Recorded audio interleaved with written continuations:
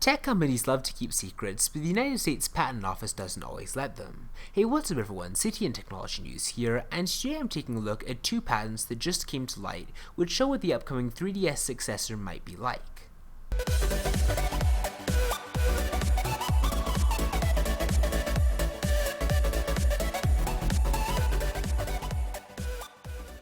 So the first of the two devices featured in the patents actually looks like the more striking one, as it seems to be roughly the same size and shape as a smartphone.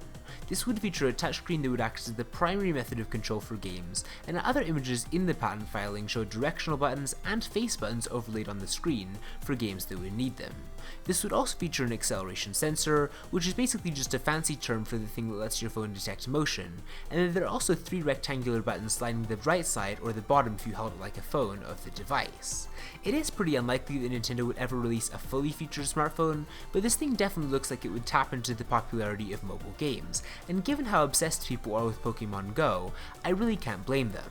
Now the second of the two patents actually looks a lot more traditional. Since 2004, Nintendo's handheld systems have all had two screens, but the second device shown actually looks more conventional than any of those. From what we can see so far, it looks like it's going to have an analog stick and a directional pad that both look quite similar to what's already next to the bottom screen of the 3DS. It would have four face buttons that have the same button layout as the Wii U and 3DS, and it's unclear if this features a touchscreen or motion sensing capabilities, but given Nintendo's recent history, this would definitely be likely.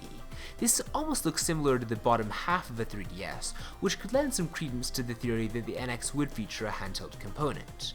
The only problem is the lack of a second analog stick, which is a crucial part of most modern games. Now all of this looks really interesting, but I should definitely warn you that it is worth keeping in mind that companies often file patents for things they actually don't plan on making all the time. It's just a way for them to cover their bases and make sure their ideas don't get stolen. If Nintendo does end up making a new standalone handheld console, it could look like one, both, or neither of these patents, so all we can really do is wait for Nintendo to unveil more information about the NX.